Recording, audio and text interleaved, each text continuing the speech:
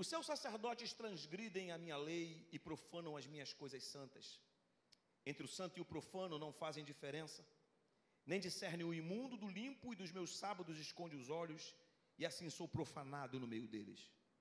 Os seus príncipes no meio dela são como lobos que arrebatam a presa para derramarem o sangue, para destruírem as almas e ganharem lucro desonesto. Os seus profetas lhe encobrem isto com cal por visões falsas, dizendo mentiras e dizendo: assim diz o Senhor Deus, sem que o Senhor tenha falado. Contra o povo da terra praticam extorsão, andam roubando, fazem violência ao aflito e ao necessitado, e ao estrangeiro oprimem sem razão. Busquei entre eles um homem que tapasse o muro e se colocasse na brecha perante mim, a favor desta terra, para que eu não a destruísse, mas a ninguém achei. Eu queria que você levantasse um clamor, não queria que você me ouvisse orando, não. Queria que você soltasse a sua voz. Eu vou te dizer por que, antes da gente orar, por uma questão didática. Existem momentos que a gente pode meditar, levantar a voz, mas existem momentos que Deus não nos manda ficar calado. Jericó poderia muito bem ter sido derrubada apenas com o sopro de Deus. Deus resolveu que ela seria derrubada no grito, no 7º dia. Então existem momentos que Deus quer que a nossa voz venha a ser ecoada. Eu queria que você fizesse a sua voz ser ouvida por você mesmo. Alguém um dia me falou: mas Deus não é surdo. Sim, mas eu não sou mudo.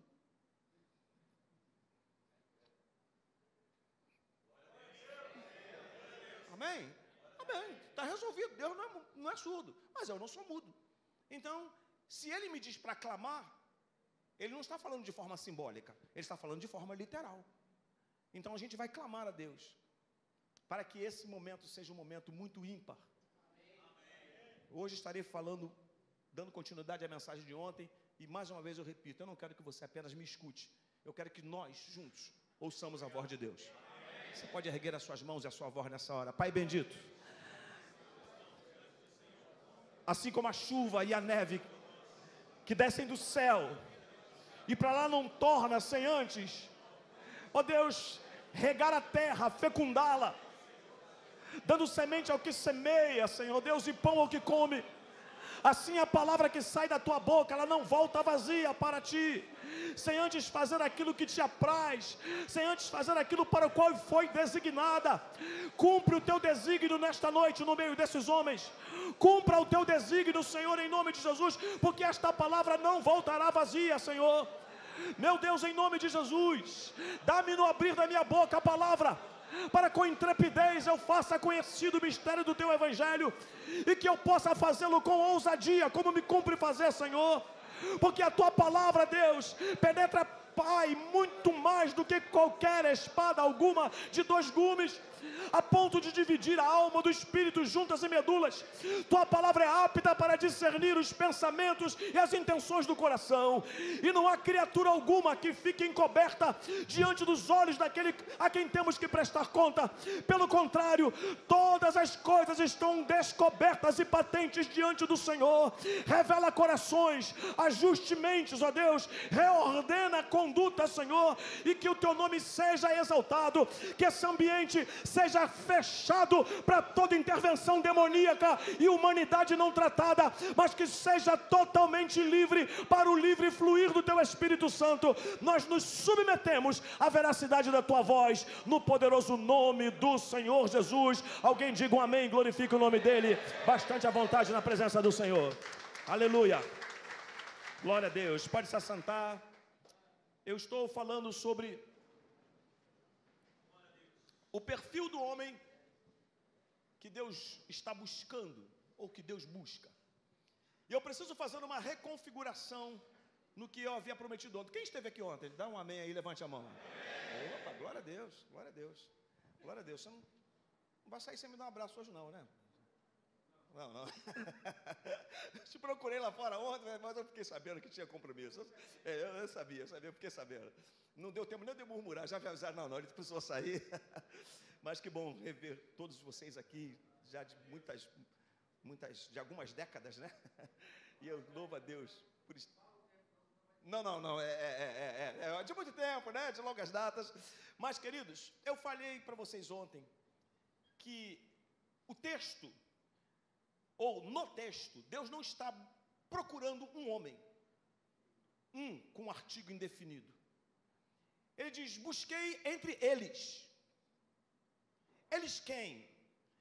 Essa tríade que ele relata, falando dos sacerdotes corrompidos, dos príncipes assassinos, que destruíam almas, corruptos, porque ganhavam lucro desonesto, de profetas indiferentes, que rebocavam com cal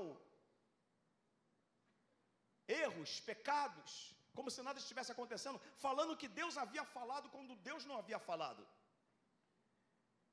Então Deus está procurando homens ou pessoas que tenham perfil de sacerdote, de príncipe e de profeta.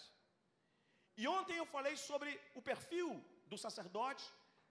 Prometi, ou acordei com vocês, que estaria falando hoje sobre príncipes e amanhã pela manhã fechando com profetas. Eu vou reconfigurar isso e já explico por quê. Eu não falarei hoje apenas sobre príncipes, eu falarei hoje sobre o príncipe e o profeta. Porque amanhã não é exclusiva para os homens. Como tem uma palavra aberta a toda a igreja, eu estarei falando amanhã de uma maneira mais abrangente, e o tema da minha mensagem amanhã, baseado no meu livro Iacói, será sua casa é lugar de cura. Bem, estarei falando sobre isso. Eu não estou falando que a sua casa é lugar de gente curada. Sua casa é lugar de cura. Você vai entender essa diferença amanhã. Mas hoje então eu vou condensar esses dois tipos de homens, o príncipe e o profeta, para a gente fazer esse fechamento aqui, e amanhã a gente dar continuidade com esse trabalho, que eu tenho certeza que Deus quer continuar falando conosco. Primeiramente dizer para vocês, eu não sei nem se eu posso falar, porque eu acredito que meus livros já esgotaram, acho que não tem mais. Arnold, tem algum? Tem, né? Tem Sociedade, tem Flechas na Aljava, que é um livro que treina você a como lidar com as demandas dessa modernidade que está violentando princípios inegociáveis. É como construir muros, como foi falado aqui, né? Para nós evitarmos a saída de coisas inegociáveis e a entrada de coisas nocivas. O Sociedade dos Profetas Mortos, que é um livro que nos ensina como ser uma voz relevante nessa sociedade. Se você não conseguir esse livro, você pode depois entrar no link lá do meu Instagram e a gente pode ver como pode chegar aqui para você. E ainda tem, eu tenho certeza que tem, eu trouxe um pouco mais lá do hotel, que é o meu lançamento, que é o Iacói, prevalecendo em tempo de crise. E a palavra Iacói é uma palavra hebraica que significa prevaleceremos, porque nós não fomos feitos para sermos derrotados. Nós somos criados para prevalecermos. E nesse livro eu falo sobre 7 princípios, e amanhã eu vou entrar em mais detalhes dele, porque princípios obedecidos, queridos, antecipam milagres a serem realizados. Não existe milagre que não seja antecipado por uma instrução. Todas as vezes que Deus executa um milagre, Ele dá uma instrução para que aquele milagre seja efetuado. E a obediência à instrução é um princípio cumprido.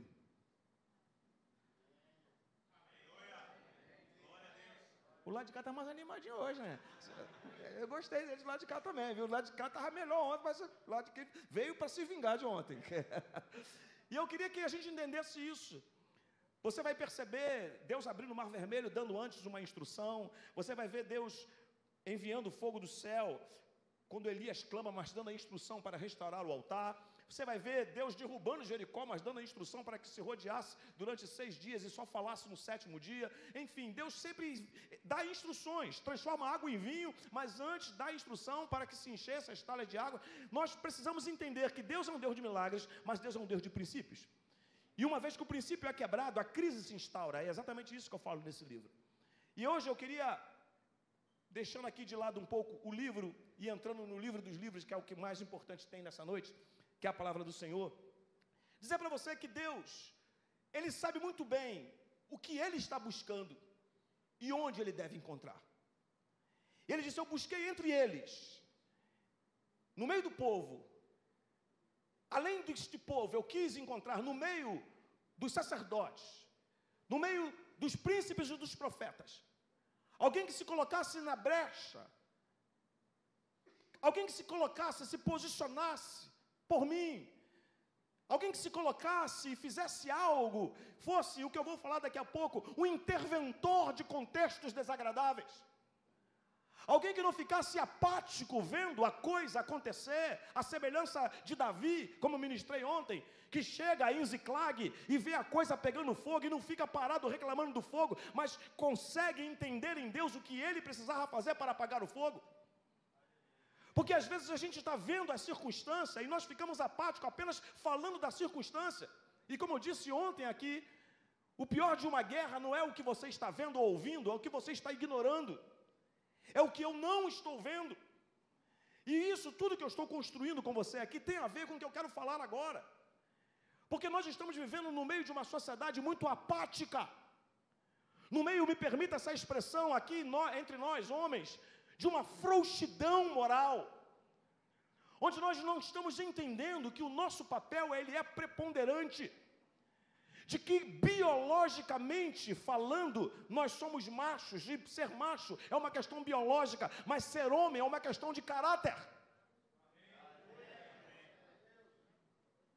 Não tem jeito, nascemos macho ou fêmea, mas o que nos faz, como homens, no nosso caso, além do fato biológico de termos nascido machos, aprendermos a sermos homens. Não é à toa que Davi, no leito de morte, olha para o seu filho Salomão e diz: seja homem. Porque macho ele já era. Basta ter uma genitália no meio das pernas, queridos, que o diferencia. Mas o que nos faz homem não é isso. O que nos faz homem é ter um caráter moldado no princípio e sermos fortes o suficiente para no meio da batalha falar: eu não largo a espada, eu não largo as minhas armas, eu quero combater o bom combate, eu quero encerrar a carreira e eu quero guardar na fé. Alguém pode dizer um amém em nome de Jesus? Há muitas coisas que nos enfraqueceram no decurso do tempo. Há muitas coisas que nos fizeram de fato, queridos, enfraquecidos. Estamos vivendo hoje, eu digo aqui nesse livro Sociedade dos Profetas Mortos, que eu removi do meu vocabulário duas palavras, entre várias, mas essas duas em especial, que é o desânimo e o cansaço.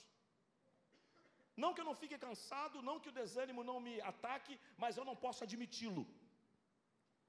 O desânimo eu falo em outra feita, só para você voltar eu falo amanhã de manhã. Mas quanto ao cansaço, eu digo que o nosso cansaço pode nos levar a óbitos. Você vê homens na Bíblia que se cansaram de determinadas coisas. Esaú se cansou e por causa disso vendeu a sua primogenitura. Davi se cansou na batalha e quase perdeu o reino, se não fosse o sobrinho soldado dele chamado Abissai, que comprou a briga e falou assim: o senhor não pode entrar mais nessa guerra. Determinados cansaços nos fazem até mesmo chegarmos ao ponto de sermos infiéis na nossa vida conjugal.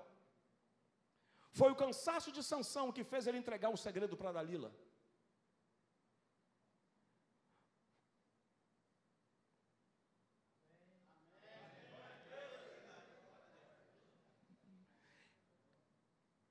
E Satanás sabe muito bem quando nos atacar no momento das nossas fragilidades.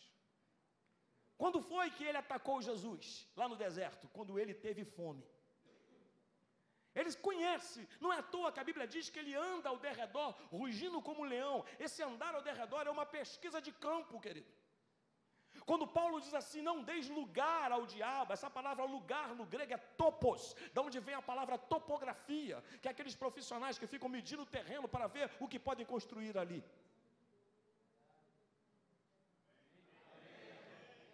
Então, o diabo muitas das vezes é um topógrafo nas nossas geografias, nas nossas existências. Querido, ninguém cai num pecado de hoje para amanhã. Ninguém dorme honesto e acorda sem vergonha. Ninguém dorme íntegro, dá uma espreguiçada de manhã e fala: vou dar uma adulterada hoje. A coisa foi gradativa. foi gradativa, até o ponto que a gente fala assim, eu não pude suportar. Por isso que a Bíblia diz que Deus dá força ao cansado e revigora a força daquele que não tem nenhum vigor. Então eu quero te dizer, no nome do Senhor Jesus Cristo, que Deus derramará sobre nós uma unção para sermos príncipes, para sermos profetas no meio dessa sociedade. Então me deixe falar sobre os príncipes. Eu quero que você entenda que ser príncipe não é, biblicamente falando, exclusivamente o fato de ser filho de rei. Porque nós entendemos que ser um príncipe é ser um filho de um rei, que vai suceder o pai quando o pai morrer. Não. Príncipe na Bíblia tem a ver com liderança. Pode repetir isso? Príncipe na Bíblia tem a ver com liderança. Diga, ser príncipe, é ser o principal, o cabeça.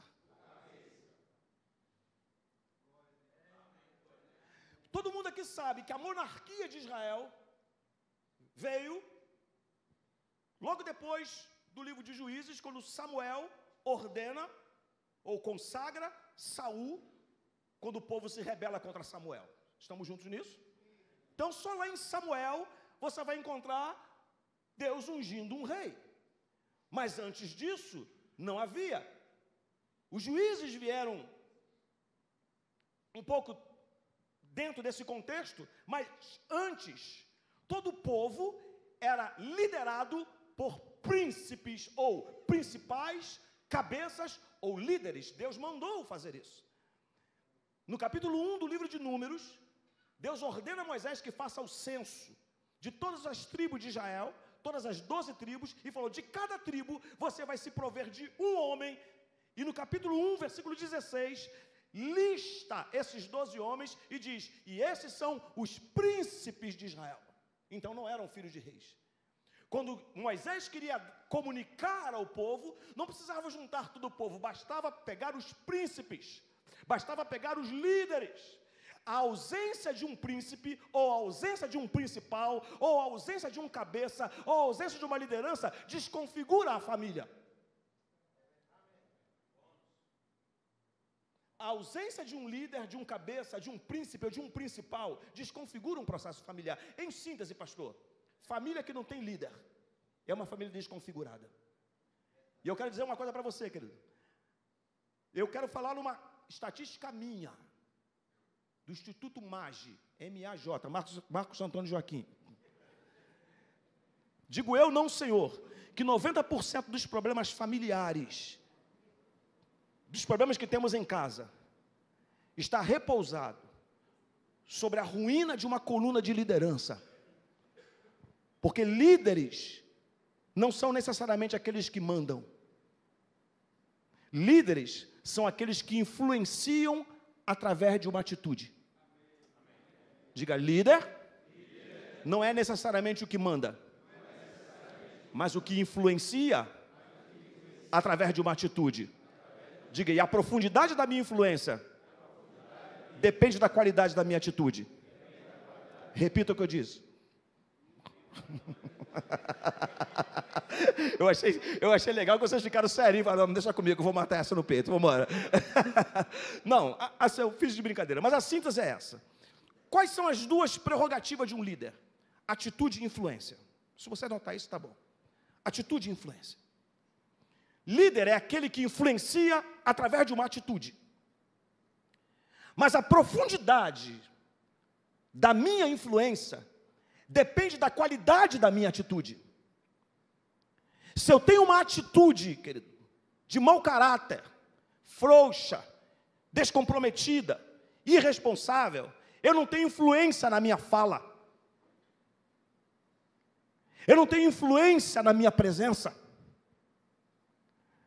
O que Deus quer nos falar hoje, o que Deus quer nos orientar hoje, é retomarmos o nosso papel de líderes, no aspecto de nós influenciarmos com as atitudes que nós tomamos. Porque toda circunstância, querido, ela será alterada dependendo da atitude que você tomar nela. Eu digo nesse livro Iacói exatamente sobre isso, que o poder de uma atitude sempre será maior do que a força de uma circunstância. Não é, amados, o que está acontecendo com você, é o que você faz com o que está acontecendo com você. Ser um líder não é perguntar por quê nem para quê, mas é perguntar o quê. O que eu estou fazendo que eu tenho que parar de fazer? O que eu não estou fazendo que eu tenho que passar a fazer, ainda que eu não concorde e não goste, mas consciente que estou de que é o certo. Então eu não posso, querido, basear a minha vida pautado se quero, se não quero, se concordo ou se não concordo, mas se devo ou se não devo. Porque o dia que eu me converter nessa consciência de que eu não faço o que eu concordo, penso ou acho, mas o que eu faço que tenho que ser feito, então está fechado. Porque senão não haveria o clamor do mestre no Getsemane: se for possível, passe de mim esse cálice, mas que não seja feita a minha vontade, mas a tua vontade. Então nós estamos assim. Amados, eu estou falando para vocês uma coisa, que as mulheres não nos ouçam. Eu estou vendo algumas infiltradas por aí de novo. Já estão disfarçando, mas eu estou vendo. Vou tentar falar em código aqui para a gente, mas sejam bem-vindas. Deixa eu falar uma coisa para vocês. Eu tenho homens assim na igreja. Os caras são chatos. Aqui deve ter também. Lembra do código? Pronto. Não precisa entregar ninguém, né? Tu pede para o camarada fazer um negócio ali, concorda não. Concorda com esse negócio aí não. E alguém está pedindo para você concordar com alguma coisa? E alguém está pedindo a tua opinião se você acha que deve fazer ou se não deve fazer? Está falando. Gente, às vezes coisas simples, não é uma coisa de ordem doutrinária ou teológica. Está gravando, não está? Depois corta esse pedaço aqui que pode chegar lá. Depois corta o que eu vou falar aqui agora, por favor. Faz um cortezinho aí para mim. Mas nós temos um hábito na igreja, não é doutrina, querido.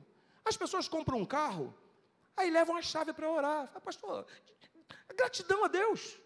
Só isso. Pastor, aqui. Ora aqui, eu oro. Então isso já dura anos. Aí teve um que falou assim: você não vai levar a chave para o pastor, não? Ali. Não encontro fundamento. Falei: meu irmão, larga de ser chato. Eu só quero orar por você. Só isso. Então não quer, tá bom, não tem problema. Mas essas coisinhas, a gente quer procurar um fundamento teológico para a gente orar pelo carro do cara. Meu irmão, larga de ser chato.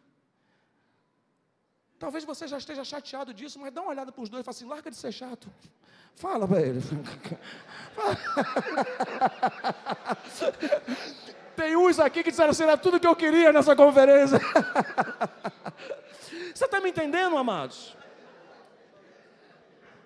A gente precisar e pedir a Deus que ser um líder é tomar uma atitude que muitas das vezes eu não concordo, mas não tem nada de pecaminoso. Eu só não faria daquele jeito. Gente, todo mundo fala mal de Tomé, né? Quem é Tomé? É um incrédulo, mas foi o único que quando todo mundo falou que Jesus ia entrar numa furada lá em Betânia, que iam matar ele: vai não, Senhor, tu vai morrer lá. Aí Jesus falou: mas foi para isso que eu vim. E foi. Tomé foi o único que levantou e falou assim: vamos com ele para morrer com ele. Vai morrer, vai ser uma furada, mas vamos morrer com ele. Ou seja, eu não concordo, mas ele é o líder. Vamos com ele. Está andando com a gente há tanto tempo e agora a gente não vai com ele. Nós somos às vezes assim, queridos. Amados, eu estou falando com muita convicção que tem gente aqui nessa noite assim. Eu ia falar que é raça ruim, mas pega mal. Cara, tu manda o cara fazer, ele não faz, porque ele não concorda. Ele não quer fazer. Aí você fala: rapaz, mas só isso aqui não faz. Ou seja, a atitude dele é uma atitude contrária a um projeto que está sendo feito. E muitas das vezes, o pior disso tudo, é que a sua influência, a sua atitude, pode gerar influência em muitos outros que poderiam ser úteis enquanto ele não quis ser inútil. Ser um príncipe, queridos, é ser portador de uma credibilidade. Porque todo príncipe que chegava para a sua tribo, não falava assim diz o Senhor. Falou, eu estou debaixo da ordem de Moisés. E Moisés falou para eu vir aqui fazer isso, a nossa tribo vai participar disso assim, assim. Havia uma ordem, porque Moisés não falava com o povo de forma direta, Moisés falava com esses príncipes, porque ficava mais fácil. E eles eram os principais. Então eu quero repetir esse binômio de que a tua atitude e a tua influência definem a qualidade da tua liderança. Você vai encontrar na Bíblia, no capítulo 9 de Lucas, que quando Jairo teve sua filha quase à morte, a Bíblia o chama de o principal da sinagoga, e dependendo da versão, o príncipe da sinagoga. A sinagoga não tinha rei, querido. Principal ali, ou príncipe ali, é o líder. É como se fosse um pastor, um líder religioso, o principal da sinagoga. Ele era um principal da sinagoga, ele era um líder. Queridos, como um líder, ele tinha uma prerrogativa de rabino. Como que ele vai, na sua liderança, dentro de uma sinagoga, procurar um rabino de menos de 33 anos, com uma postura inadministrável, porque ninguém administrava Jesus, porque ele sabia o que era administrar. E esse homem vai, ajoelha-se nas ruas empoeiradas da Palestina, e ajoelha-se diante do Senhor Jesus, e fala, minha filha está quase à morte, rogo-te que vá à minha casa. Não era uma atitude de um príncipe, não era atitude de um principal, mas de um líder que entendeu que naquele momento não era momento de exaltação, mas sim de humilhação. E foi a atitude dele, me permita essa expressão apenas, quando eu faço assim, que eu não sei o que eu vou falar. Apenas para exemplificar, a atitude dele influencia Jesus, a ponto de Jesus falar, não temas. Apenas creia. Fica tranquilo. Eu vou lá, vou resolver esse negócio. Aí, já não era mais o príncipe da sinagoga. Agora era o príncipe dos príncipes. Que assume o comando. Chega na casa de Jairo, me permita a expressão carioquês, mandando geral. E falando, sai todo mundo. Sai todo mundo, porque essa casa agora está debaixo de uma nova liderança. Não de alguém que chegou para mandar, mas alguém que vai tomar atitude, e essa atitude vai influenciar comportamento. Eu declaro sobre a tua vida, querido, que Deus restaurará a tua liderança. Deus restaurará a tua liderança. Deus restaurará a tua liderança. Ah, pastor, eu conheço um monte de homem que o líder na casa dele é a mulher. Toda mulher que lidera, a liderança dela é o clamor indireto pela ausência de um líder que ela não tem. Toda mulher que lidera é um clamor indireto de um líder que ela não tem. Porque mulher não obedece simplesmente porque o homem é superior, até porque o homem não é superior. Ele apenas ocupa um papel que Deus designou a ele. Até porque ela veio da gente, a gente veio dela. Só Deus faz esse negócio, né? A realidade é que nós estamos precisando disso. Eu estou falando isso para alguns homens que, quem sabe, nesta noite tornaram-se desanimados na sua liderança, mas que estão aprendendo, reaprendendo, se conscientizando ou reconscientizando-se de que há uma liderança a ser restaurada, de que há algo a ser feito. E eu me lembro que quando eu fui discipulado para o ministério pastoral, meu pastor me chamou, juntamente com outros líderes que estavam sendo treinados,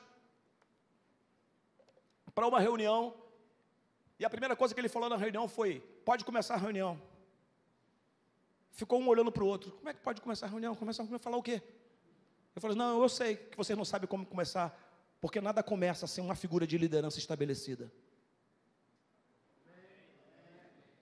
Se eu não tomo a liderança, dizia ele, isso aqui ia virar um caos.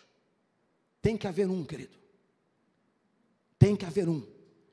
Deus não usa várias vozes de liderança. E na sua casa, na sua geração, Deus estabeleceu você como príncipe. Deus estabeleceu você como príncipe. Vou dizer mais uma vez, Deus estabeleceu a gente como príncipes. Deus estabeleceu a gente como principal. Não é à toa que a Bíblia vai dizer que Deus é a cabeça de Cristo, Cristo é a cabeça do homem, e o homem é a cabeça da igreja, da mulher. Nós precisamos que entender essas vertentes, que são questões hierárquicas que Deus colocou. Então eu não estou falando aqui de quem manda, mas de quem precisa ver a filha, o filho morrendo em casa e tomar a atitude de ir até Jesus. De alguém que o mundo está em caos, indo à bancarrota, e Deus procurar encontrar um Noé. E eu digo sempre, num seminário que eu faço chamado A Sua Casa, a Sua Arca, que o maior trabalho de Noé não foi construir a arca, foi convencer a sua família a entrar dentro dela, num tempo que nem chovia. E olha como já estava velho, falou, vou fazer um barco, vai chover. E uma vez, queridos, queria confessar para vocês uma coisa aqui, minha esposa me falou isso, e eu fiquei assim, o que ela quer falar? Ela falou assim, Noé era um homem de Deus, não era? Eu falei, era? Mas por que você está falando isso? Porque ele convenceu a família toda, com a idade daquela, a ajudá-lo a construir um barco, e colocar a família toda lá dentro com um monte de bicho. Ele era um homem de Deus, né? Eu falei, o que ela está querendo dizer com isso? Estão entendendo, queridos? Para ele trazer uma ideia, porque quando você se desconfigura na sua liderança, Deus vai falar com quem não é prioridade para ele.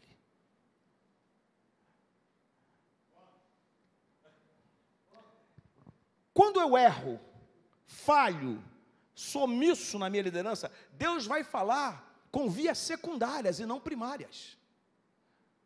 Com quem não era. Ah, pastor, mas ninguém é insubstituível. Mas quem foi substituído vai dar conta. Porque se foi substituído, querido, é porque falhou, porque Deus não trabalha com substitutos. Deus trabalha com sucessores. Porque substitutos são trocados porque não cumpriram o propósito. Sucessores dão continuidade àquilo que foi feito anteriormente. Eu quero declarar que seus filhos serão seus sucessores e não seus substitutos. Nossos descendentes serão nossos sucessores. Tem alguém vivo aqui que pode dizer um amém? Que os embaixadores do rei serão crianças que serão sucessores numa nova geração. Mas entendemos isso, seja líder, querido. Seja líder. Você vai perceber que em todo ambiente sempre existe alguém que é o líder. Sempre vai existir alguém que vai influenciar, até no mundo animal. E Deus trabalha exatamente com essa questão, quando Ele chega para Adão, dá a ele uma identidade. E depois de ter dado a ele uma identidade, Ele diz, domine, lidere. Eu me lembro que uma pessoa falou para mim assim, mas nem todo mundo nasceu para ser líder. Falei, quem disse? Quem disse? A liderança, querido, é uma essência divina desde o Éden. Quando a zeladora da igreja está limpando o chão e o pastor chega, quem está liderando é ela. Eu entro e falo, posso pisar? Não é isso? Posso entrar? Eu não saio pisando porque sou o pastor da igreja. Posso mexer aqui? Aqui pode, pastor, que aqui eu já limpei. Quem está mandando é ela. Em todo o processo há uma liderança. Então o caos se instala exatamente quando a liderança não é estabelecida. Os príncipes estavam, queridos, tomando lucro desonesto, destruindo almas, porque a falta de uma liderança, ela faz exatamente com que as almas sejam destruídas. Hoje eu quero que você repense e diga, Deus, eu preciso que as minhas atitudes sejam atitudes de inteligência, para que a minha influência seja uma consequência. Não se preocupe com a influência, se você for treinado na atitude. Não se preocupe com a influência, se você for bem treinado na atitude. Porque a hora que a gente toma a atitude que deve tomar, a influência vem a reboque. Porque, repito, essas são as duas prerrogativas de um líder: atitude e influência. Repita, atitude e influência. Mais uma vez, atitude e influência. Só mais uma vez, atitude e influência. Diga assim, a profundidade da minha influência depende da qualidade da minha atitude. por isso, querido, que muitas das vezes a gente fala e as coisas não acontecem. Porque o mundo espiritual versa sobre identidade. Antes de executar a atitude de líder, de príncipe, você e eu precisamos entender a identidade de príncipes. E uma identidade não é uma escolha humana, é um decreto divino. É nisso que eu bato de frente com a ideologia de gênero. É por isso que eu pego a criançada da escola onde eu leciono, da igreja que pastoreio, e digo: você não escolhe o que você quer ser, você é o que Deus determinou que você fosse. Porque a identidade não é escolha humana, é decreto divino. Então, quando eu entendo que eu fui chamado para ser um líder no meio da minha geração, que eu fui chamado não para ser um líder, querida, apenas com nome, com cargo, mas com uma responsabilidade de liderança, e começar a pedir a Deus que treine você nisso, de você começar a entender primeiramente, resolva isso, quem é você, querido? Resolva isso, resolva essa realidade de dizer: Deus, está escrito na tua palavra que o Senhor me fez cabeça, está escrito na tua palavra que eu fui feito para liderar, tomando atitudes, para que a reboque, a influência venha, no nome do Senhor Jesus. Queridos, eu posso ficar aqui a noite toda falando, você dando amém, dando glória a Deus, mas não é isso que eu pretendo que você, a partir de hoje, de fato, tome uma atitude. Comece reconhecendo a sua identidade, comece reconhecendo essa realidade, porque, repito, o mundo espiritual versa sobre quem você é, para depois tratar daquilo que você faz. Oi. Primeiro, Deus trata de quem você é, ou com quem você é, para secundariamente tratar com aquilo que você faz. Vou bater na tecla mais profundamente para você me entender. Deus não está tão preocupado com os apetites sexuais desordenados, com a inclinação de adultério, de promiscuidade, tanto quanto está em querer resolver quem você é, porque se Ele resolve quem você é, Ele estabelece o que você faz. Porque aquilo que eu sou determina o que eu faço, e o que eu faço qualifica o que tenho. Calma que eu repito, não precisa nem pedir bônus, que eu mesmo vou dar, o bônus do bônus. Diga assim: o que eu sou determina o que eu faço, e o que eu faço qualifica o que eu tenho. Portanto, só tenho se faço, e só faço porque sou. Porque se sou, faço. Se não sou, não faço. Se não faço, não tenho. Então todo problema está no ser. Todo mundo entendeu? Então repita. Você está mentindo para mim, gente?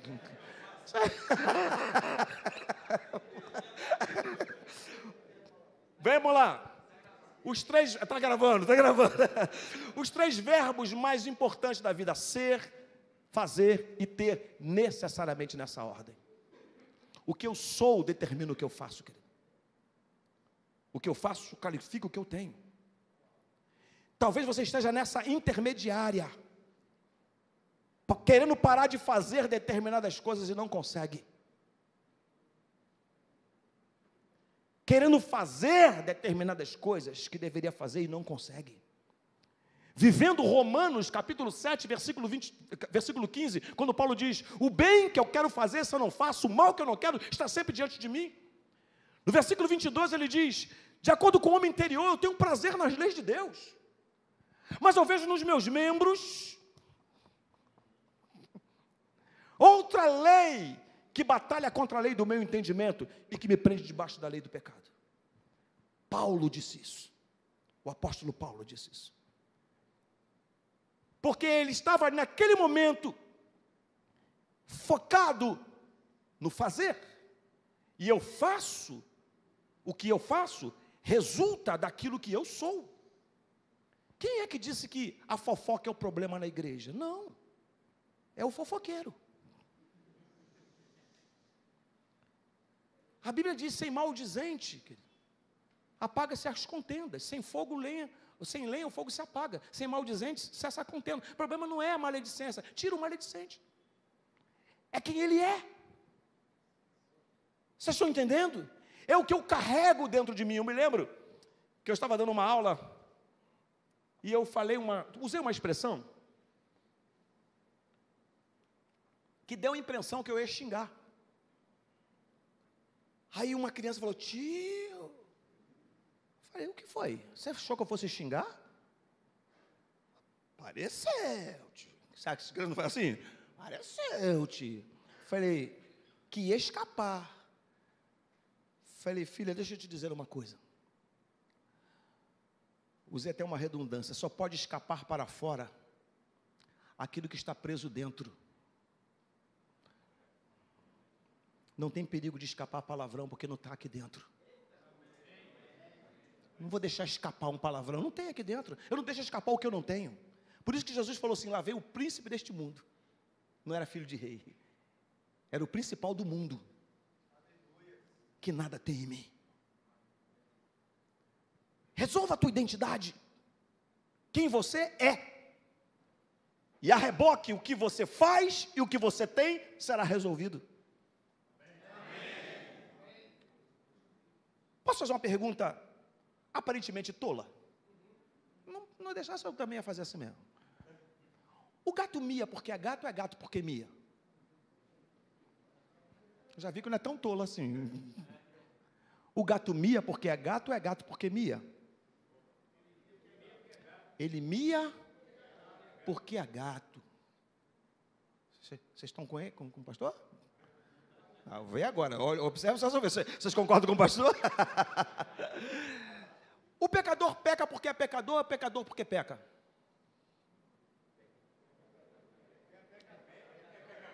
Oi? Então vocês estão dizendo que o gato mia porque é gato e o homem peca porque é pecador. Então vocês já resolveram o problema, que aquilo que ele faz é resultado de quem ele é. Por isso que primeiro Deus nos mata, para depois nos salvar.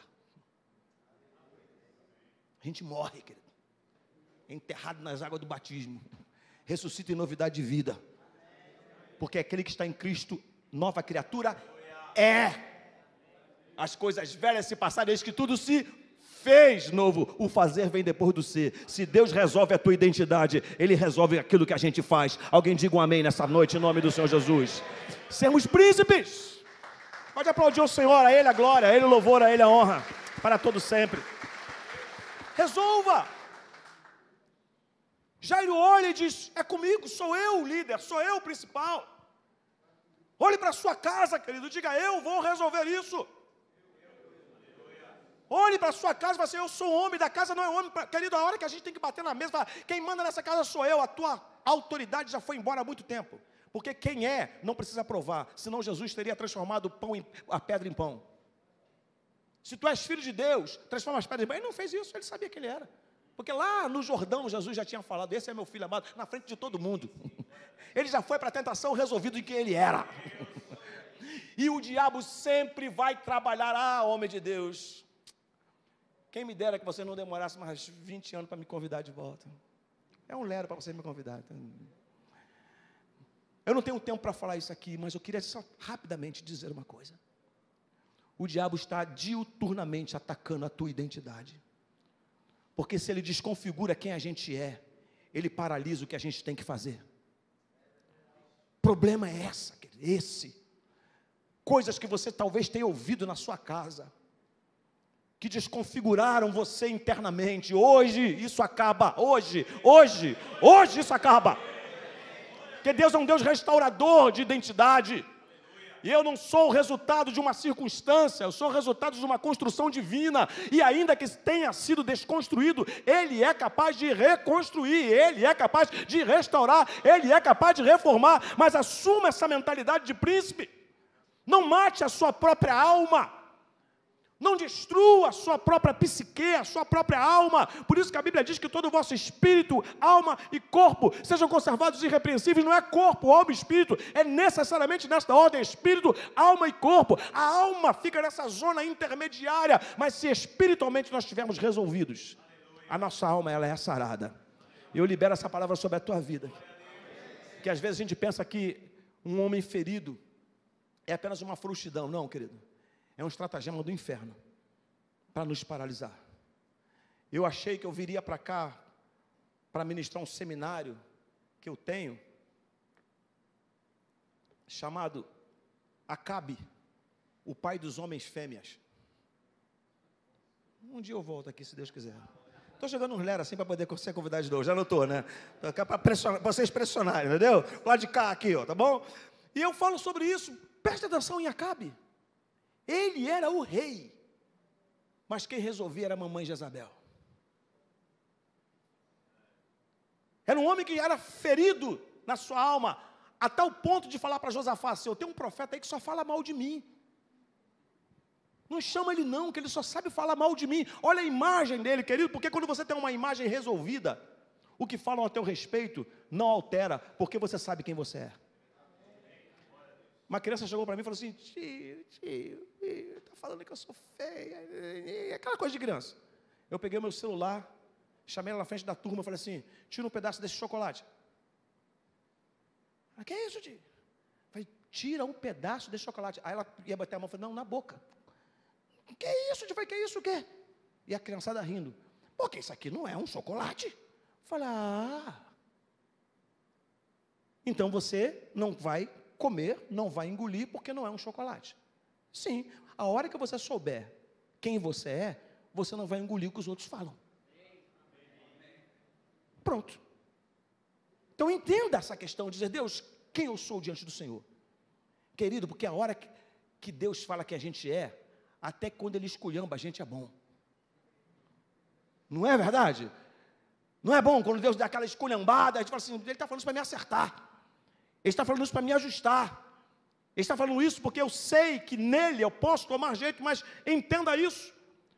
E eu, para passar aqui, para falar dos profetas, encerro com esse tópico, dizendo para você que o mundo espiritual versa sobre quem você é e não sobre o que você faz. Capítulo 7 do livro de Mateus diz que nos últimos dias os homens surgirão e dirão assim: em teu nome expulsamos demônios, em teu nome nós ensinamos, em teu nome nós profetizamos. E o Senhor não fala para ele o que eles estavam fazendo, ele fala assim: eu não conheço vocês. Eu não conheço vocês. Ele não disse: vocês não fizeram isso. Ele ignorou o que eles fizeram, para dizer que ele não conhecia quem eles eram. 7 filhos de pastores, de um pastor chamado Esqueva, o sacerdote, foram expulsar um demônio no livro de Atos e disseram: te expulsamos em nome de Jesus que Paulo prega. Os demônios olharam para os 7 e disseram: Jesus nós conhecemos, Paulo bem sabemos quem é, e vocês quem são? A questão, querido, não é o que está sendo feito, mas quem está fazendo. Por isso a diferença em quem recebe Jesus como Senhor, porque a gente continua pisando na bola, a gente continua vacilando, a gente continua cometendo alguns pecados, nos aperfeiçoando, mas cometendo, mas na prerrogativa de filhos. E aí está escrito em João: filhinhos, não pequeis, filhinhos, mas se você pecar, você tem um advogado, mas para quem é filho, para quem mudou a sua identidade. Então Deus quer nos fazer essa mentalidade. Assuma, chegue na sua casa hoje, não precisa chegar chutando o cachorro e falando para o cachorro: quem manda aqui agora sou eu, não. Você não, porque mandar no cachorro é fácil, difícil é influenciar a mulher. Então essa é uma realidade, de você ouvir alguém dizendo: olha, eu não concordo, mas eu sei quem está falando. Eu não faria desse jeito, mas eu sei quem está mandando. Restaure a tua liderança de príncipe. E eu quero deixar categoricamente: seja o principal na tua casa. Seja o principal na tua casa. Eu queria falar uma coisa aqui, mas acho que eu não devo falar não. Tá, vou falar porque vocês estão me impressionando. Querido, para com essa brincadeirinha de que quem manda é a mulher.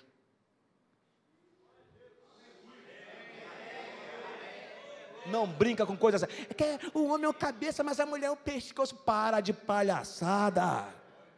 Cabeça é você, meu irmão. Cabeça é você. Quem manda é você. numa atitude onde a mulher diz assim: eu tenho na minha casa um pastor, eu tenho na minha casa um sacerdote, eu tenho na minha casa um príncipe, eu tenho na minha casa um homem que toma atitude, e eu me deixo influenciar, porque eu sei em quem tenho crido.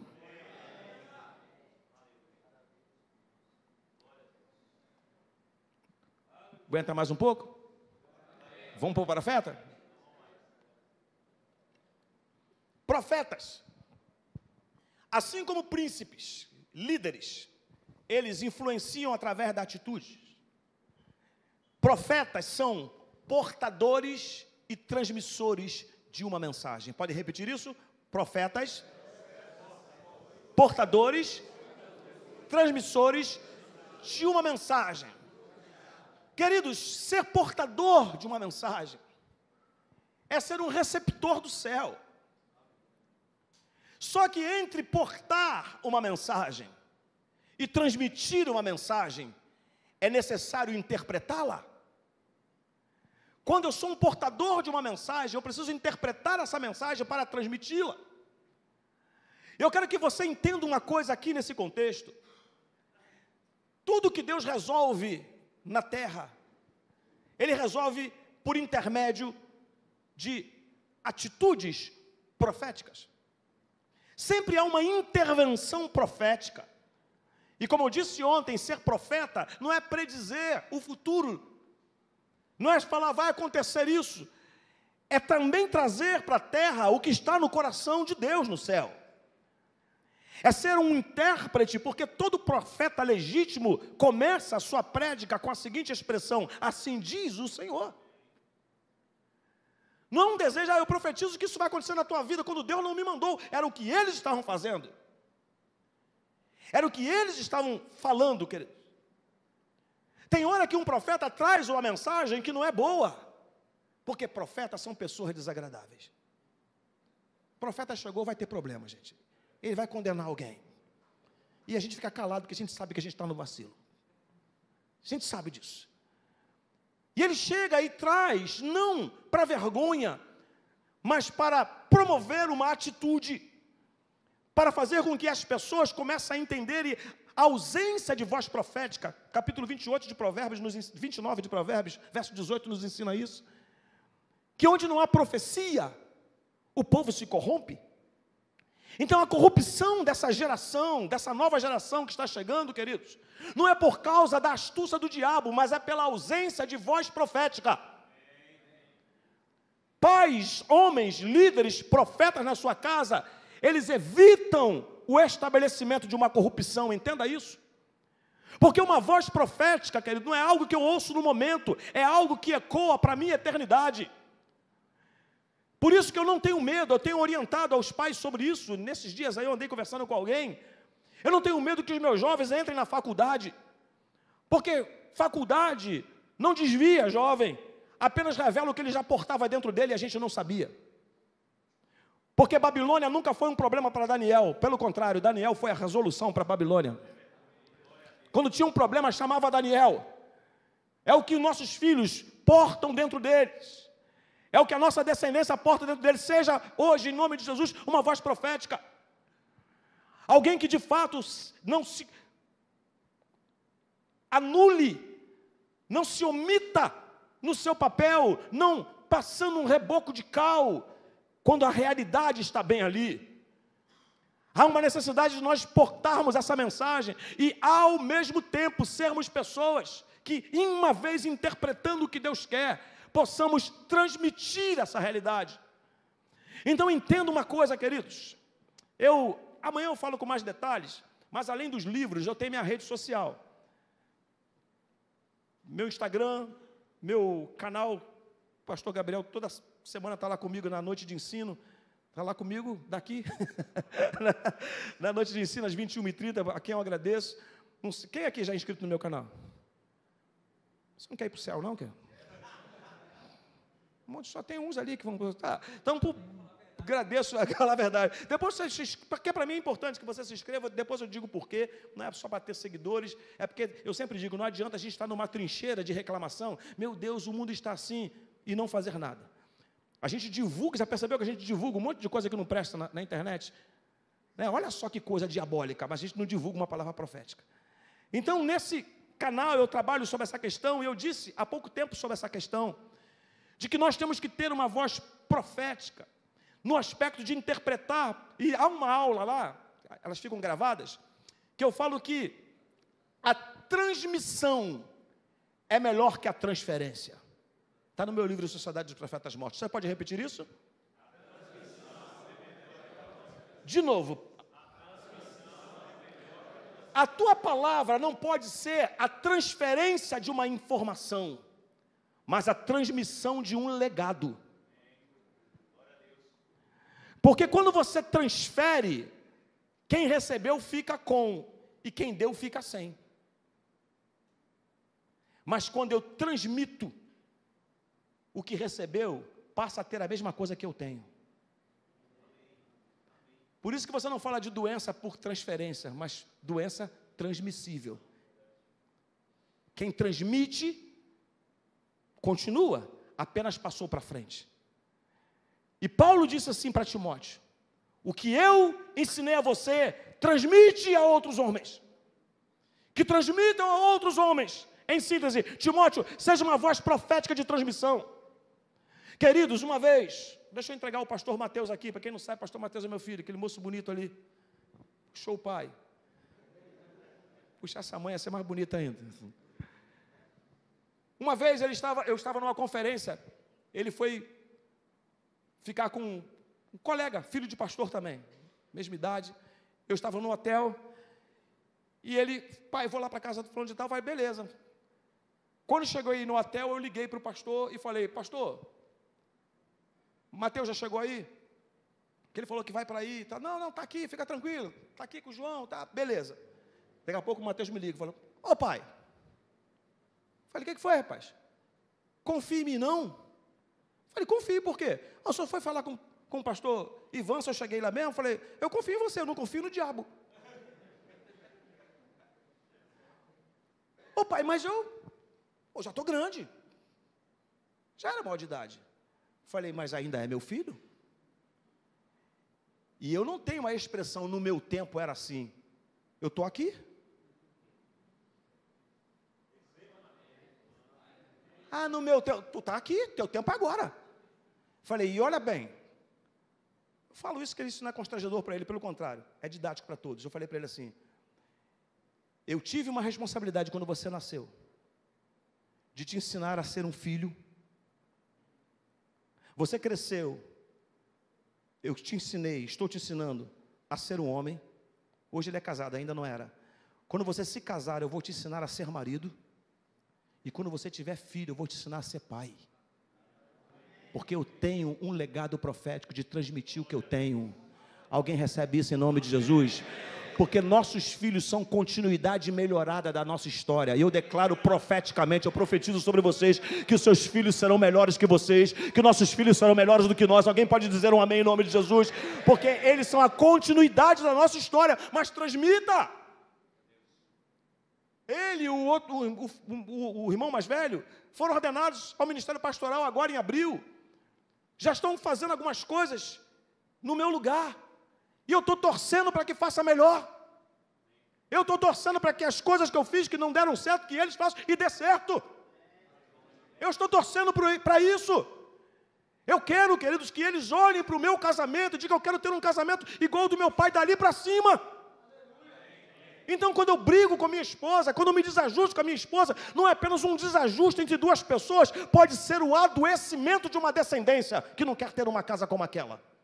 Eu não quero que os filhos de vocês, queridos, queiram casar-se porque não aguentam mais viver dentro de casa, mas queiram casar-se para perpetuar o legado que eles estão recebendo por causa dos sacerdotes, dos príncipes e dos profetas que estão lá dentro. Alguém vivo aqui neste ambiente pode dizer um amém em nome de Jesus? Entendam isso em nome de Jesus. Transmitam, transmitam, transmitam em nome de Jesus. Profetas são transmissores, queridos, porque portam uma mensagem. Por isso que você tem que tomar cuidado com aquilo que tem dentro de você, com aquilo que você carrega dentro de você, de ter uma palavra. Moisés ensinou isso em Deuteronômio. Fala para os teus filhos, se levantando, se assentando, andando pelo caminho. Transmita, interprete. antes de você jogar para fora. Interprete, para que você passe a falar por concessão e não por inspiração humana. Já eu explico. Todo mundo aqui conhece Atos 2. Atos 2 acontece algo muito interessante. Estavam todos reunidos no mesmo lugar. E de repente veio do céu um som como que de um vento veemente. Fique tranquilo que eu sei que eu estou na Igreja Batista. Eu sei me comportar já há anos, fica tranquilo. E a gente já fica assim, meu Deus, vai falar de Atos. De repente veio um som do céu como que de um vento veemente.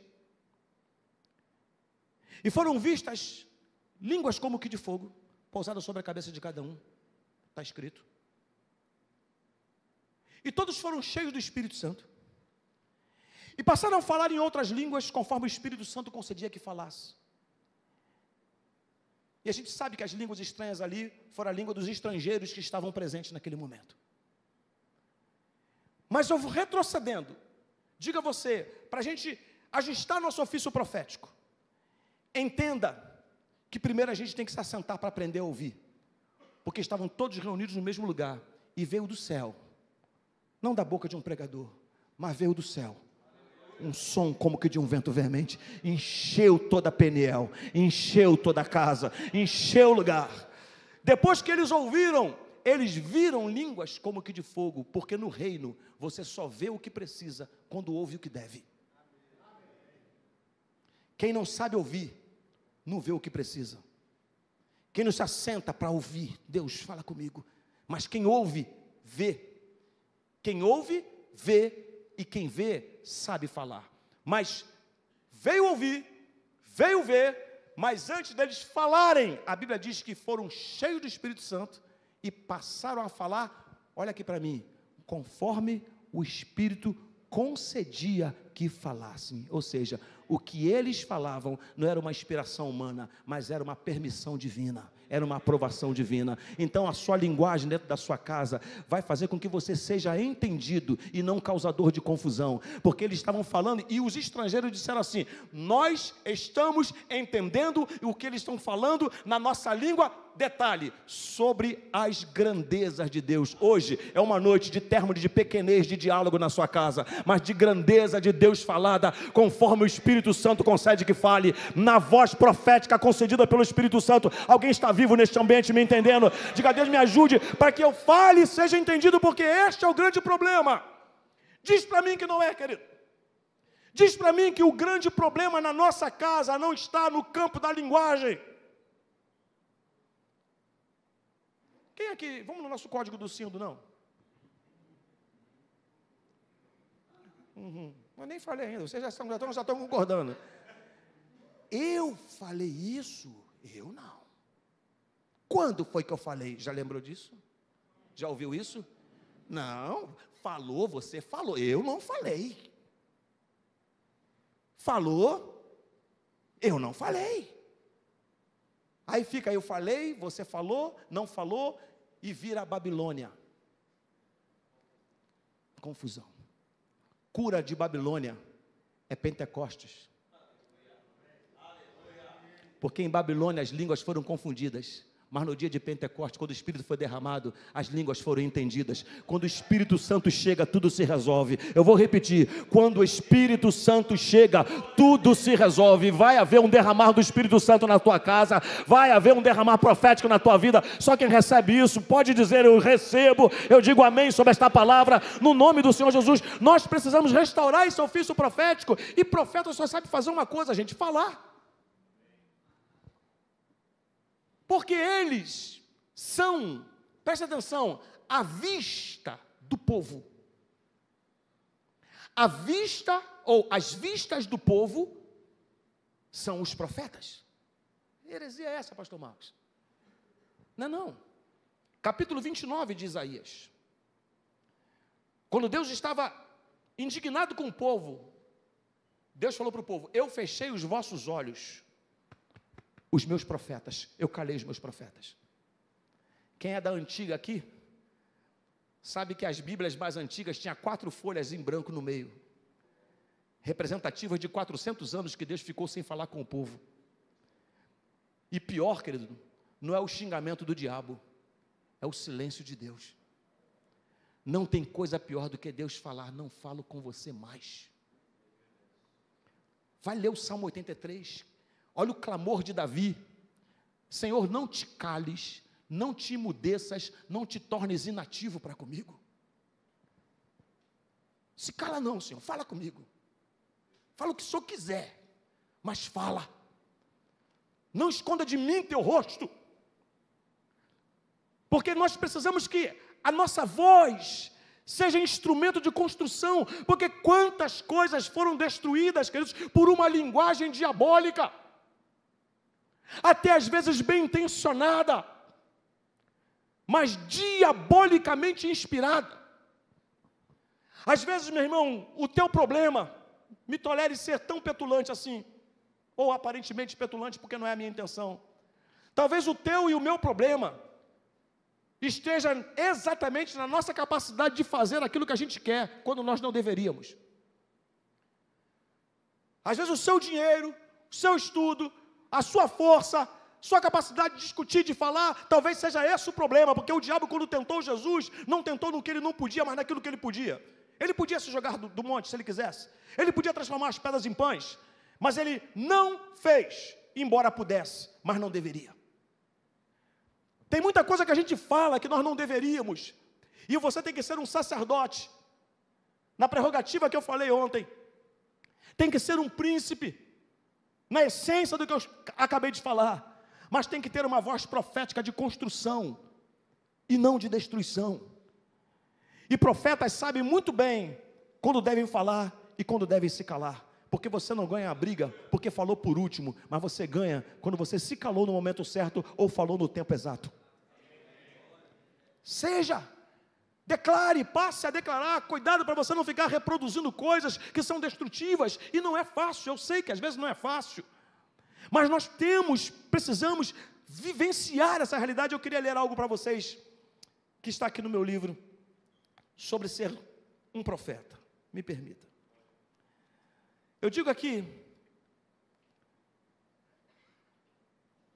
que quando você toma uma atitude de ser um profeta, de ser uma voz profética, eu digo assim, que neste livro eu pretendo fazer uma abordagem reflexiva, desafiadora, para quem acredita na realidade e na necessidade da voz profética, falando sobre não sobre profecia, mas sobre profetas. Para tanto me posiciono afirmando que pastores foram constituídos profetas de sua geração, pais são profetas para a sua descendência, líderes são profetas de destinos de excelência, professores comprometidos com valores bíblicos são profetas de influência social.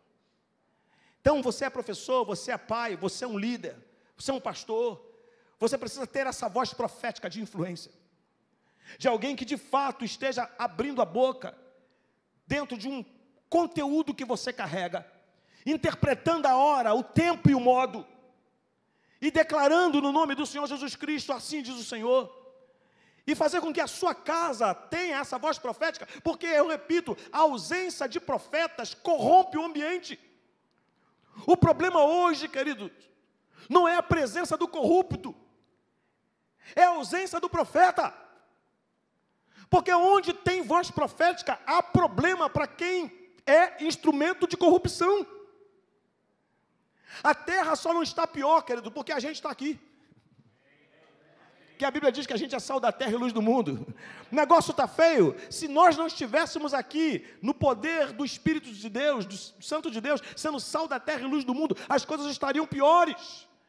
Então entenda que a nossa presença precisa ser uma presença que profetize, não no aspecto de anunciar um futuro, mas de declarar uma postura no presente, para que o nosso futuro seja qualificado.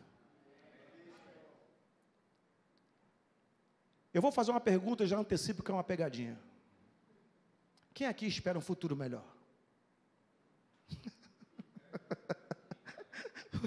Alguém aqui espera um futuro melhor? Não, gente. É sério, o negócio está feio aqui. Vou falar que era pegadinha, né? Ninguém quer responder. Todo mundo espera um futuro melhor, é normal, né? Aguarda um futuro melhor, mas, brincadeiras à parte, futuro não se espera. Futuro se constrói. A qualidade do nosso futuro dependerá da atitude que a gente toma no presente.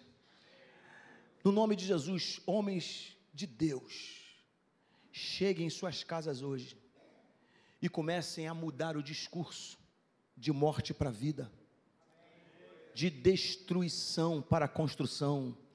Declare não baseado no que você está vendo, mas naquilo que você está crendo. Comece a declarar no nome do Senhor Jesus Cristo. Isso, não estou falando de inventar profecia, mas declarar o que está escrito. Basta que você declare o que está escrito. E a palavra que Jesus nos disse são espírito e vida. Mas nós estamos carentes de profetas no meio da nossa sociedade. Por isso que Deus falou, eu fechei os vossos olhos dos profetas. Ou seja, a família não enxerga quando o profeta não está presente. Então, em nome de Jesus, chegue para resolver. Chegue para resolver. Porque você não imagina o quanto a tua ausência desconfigura uma sociedade. Homens de Deus, digo isso com toda a convicção profética do meu coração. Nós somos necessários para essa geração. Por mais, me permita a expressão, arrebentado que você possa estar nesse dia, você é necessário para a mudança de contextos, porque se o homem muda, tudo muda. Se o homem muda, tudo muda. Essa guerra cultural que está aí é para nos desconfigurar, é para nos tirar do jogo. Mas eu quero te dizer que a igreja é o último e único muro de resistência contra esses desvalores. Nós somos uma voz profética no meio dessa geração, e nós estamos dizendo, aqui para dizer que nós somos homens de Deus, sacerdotes, príncipes, nós somos profetas no meio dessa geração, e a nossa descendência não se corromperá por causa da ação da voz profética. Aliás, estamos aqui, queridos, há milênios, por causa de uma voz profética que veio lá de trás, desde Abraão, que ecoa até nós, para Paulo vir dizer que nós somos benditos herdeiros com o crente Abraão.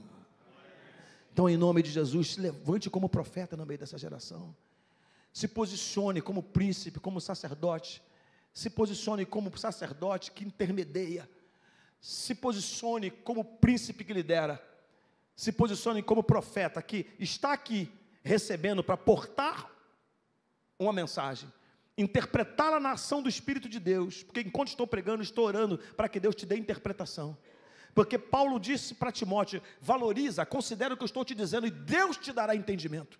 Quando você valoriza o que você recebe, você compreende às vezes até no meio do caminho.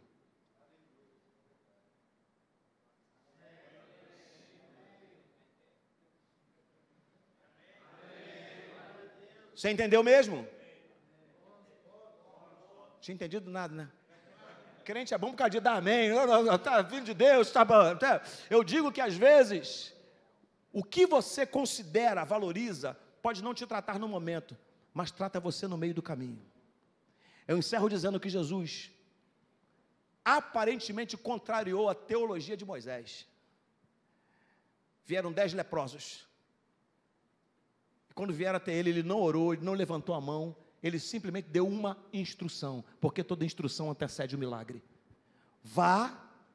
Vão, apresentem-se ao sacerdote, e dê a oferta que Moisés mandou. Os camaradas não estavam nem curados, Jesus estava mandando ser ofertante.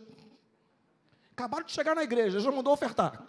Nem curou os camaradas, vá e ofereça. E a ordem de Moisés era, todo leproso curado, oferecesse a oferta, me permita a redundância, desse a oferta, ou seja, eu só daria a oferta se eu fosse curado. Jesus falou, vá.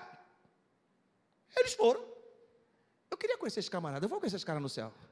Eles foram, gente, mas não embora, Jesus mandou, vou chegar lá, vão apedrejar a gente, mas Jesus mandou no meio do caminho, porque a obediência a uma instrução antecipa a nossa expectativa. No meio do caminho, andando, eles olharam e falaram, epa, tem um negócio aqui, esquece o único que voltou. Quero falar dos 10 que foram curados. Os 10 foram curados, porque permaneceram debaixo de uma instrução. Eu não vim aqui brincar de pregar. Querido, eu tenho muita coisa para fazer. Para ficar no meio de um monte de macho. Minha esposa está em casa, sozinha. Eu aqui no meio de um monte de macho. Pega mal. Mas eu estou aqui porque tenho convicção de que nós vamos gestar nesse tempo um avivamento no meio de sacerdotes, de príncipes, de profetas. Quero dizer para você, no nome de Jesus, que eu tenho certeza que já há uma conspiração no mundo espiritual maligno para tentar interceptar. Permaneça, essa lepra vai cessar, esse sangramento vai estancar, a filha vai ressuscitar, os filhos voltarão, porque tem príncipe, porque tem sacerdote, porque tem profeta. Alguém diga um amém nesse ambiente, enquanto você aplaude, porque esse é o perfil do homem que Deus está buscando. No nome do Senhor Jesus. Eu sei que quando você bate mais forte palma assim é para acabar. Já estou ligado. Bate palma bastante que é para ele acabar. Agora eu prometo que eu já conheço. Agora eu prometo que eu encerro, queridos. Por muitas vezes, Deus usou uma expressão assim para o profeta Ezequiel. Em quase todo o livro. Filho do homem, põe-te em pé e falarei contigo. E a expressão filho na Bíblia significa participante de. Filho do homem, participante da natureza humana, com todas as suas limitações. Mude de posição e eu falarei contigo. Tem coisa que Deus fala comigo de onde eu estou. Outras Ele só fala onde Ele me manda estar. Deus não vai falar contigo de dentro da tua caverna, mas onde Ele te chamou para estar. Então, homem de Deus, se Deus falou contigo, põe-te em pé nessa noite. Erga suas mãos aos céus e começa a liberar uma adoração ao Senhor. Primeiro você vai começar a orar pela restauração do sacerdócio. Vamos. Começa a orar, Deus, restaura o meu sacerdócio. Sou eu quem vou ficar no meio, Senhor. O diabo não entrará nessa brecha, mas eu me colocarei nessa brecha. Eu sou o sacerdote da minha casa. Eu sou aquele que carrega as ombreiras da responsabilidade. Eu sou aquele que carrega o peitoral para que as luzes e perfeições estejam consertando o que está torto. Eu sou este príncipe que toma a liderança hoje. Você está entendendo o que eu estou falando? Começa a orar dizendo: Deus, restaura a minha vida de líder na minha casa, que tome atitude, que influencie através da atitude, Senhor. Qualifica as minhas atitudes, que as minhas atitudes sejam atitudes educadas no princípio da palavra de Deus, sejam educadas no princípio bíblico, Senhor, que a minha influência venha como consequência das minhas atitudes. Senhor, em nome de Jesus, eu te peço, levante os profetas nesta geração. Levante esses maridos como profetas, que sejam profetas dos seus filhos, que sejam profetas nesta casa, que sejam homens que digam antes de qualquer coisa: assim diz o Senhor. Deus, mude contextos, Pai. Mude contextos pela intervenção profética. Mude contextos, e que em tudo o teu nome seja glorificado.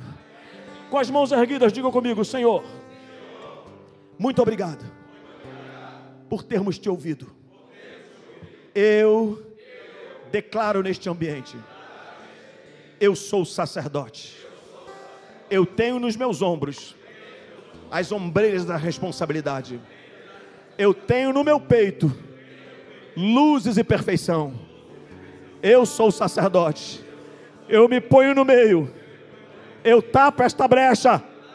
Em nome de Jesus, eu declaro que hoje o meu ofício profético é restaurado em minha casa.